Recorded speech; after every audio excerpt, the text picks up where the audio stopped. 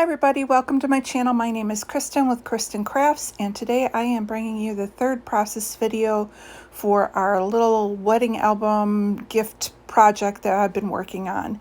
So today I will be scrapbooking a black and white photo of my son and his fiance. Now when we had put the page kits together, I had originally picked out the wood grain. I had also picked out the plaid paper that's blue with a little bit of gold in it. And then there was the farm paper that had like icons of tractors, and there was pigs and chickens and cows and all kinds of stuff. And I believe this picture would have been taken in the fall when they were at Emily's parents' farm helping out with selling sweet corn. I can see the barn in the background.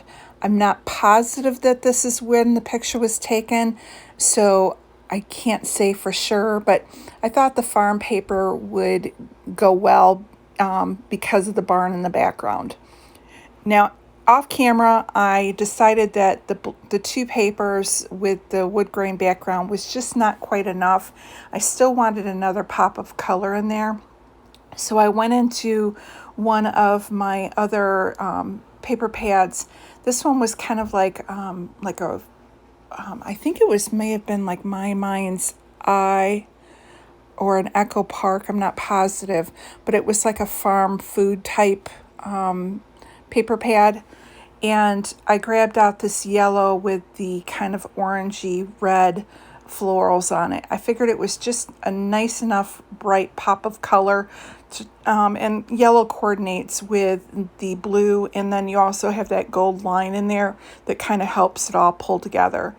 Now I did mat the photo on a piece of black cardstock, and now I'm just making a very, very wide border with the yellow paper.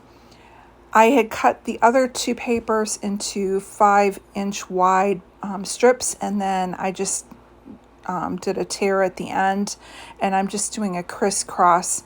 I kind of debated about where I wanted them to intersect, if I wanted to intersect them at the bottom or at the top.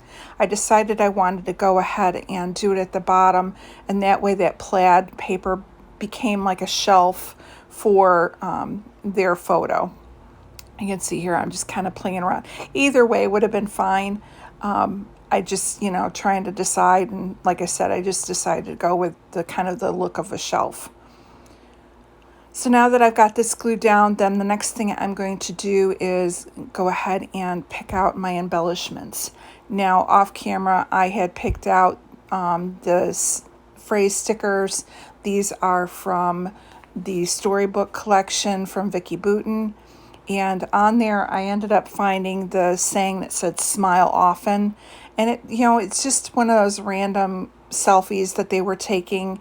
And I think when you're newly in love, you find those moments just to enjoy each other's company and smile. So I thought that saying was great.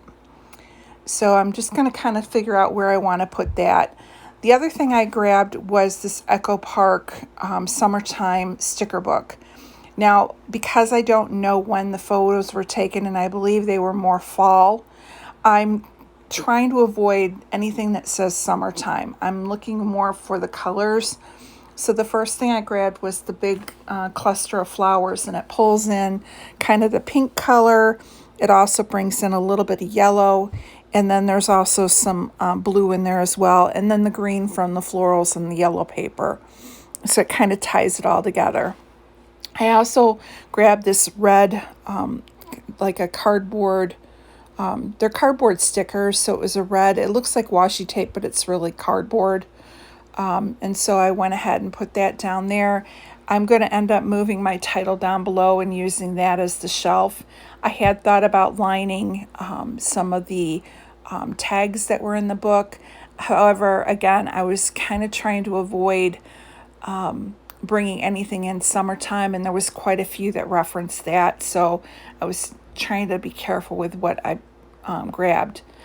Now, to give myself more of a triangular clusters, I pulled the strip up just a little bit more.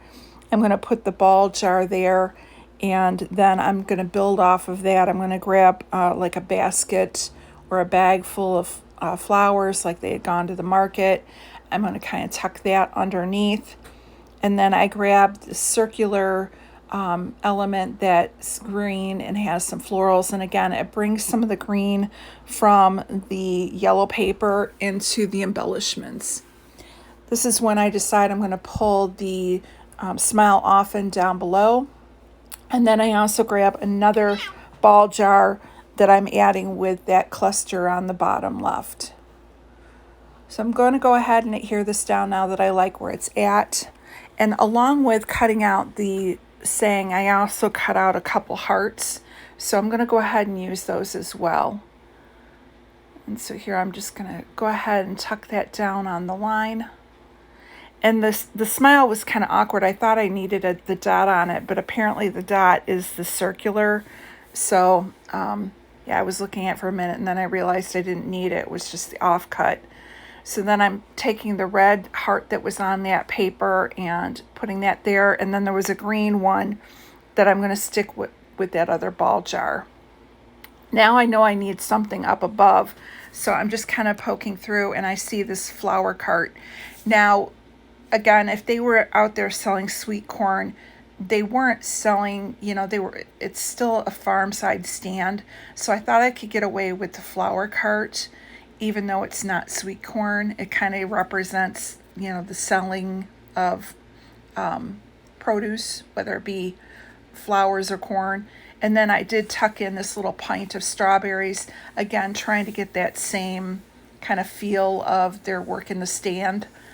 And then there's this little stamp that says love on it. So I tucked that under so that you could see the word love.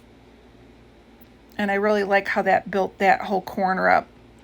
Now I'm going to take that little offcut that I had of the red. I'm going to put that up above, snip it off, and then I'm going to add a little bit to the bottom cluster as well. So now it's in 3 places. And I'm just kind of looking to see if there's anything else that I need.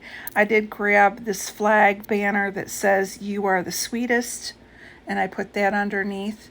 Now I'm grabbing one more heart, so I have 3 hearts and 1 heart in each cluster. And when I was getting ready to put it away, I saw the number 2. And since that kind of represents the 2 of them, I grabbed that and I put that on the florals touching the mason jar on the bottom left-hand side. Now I want to bring one more of the black up top.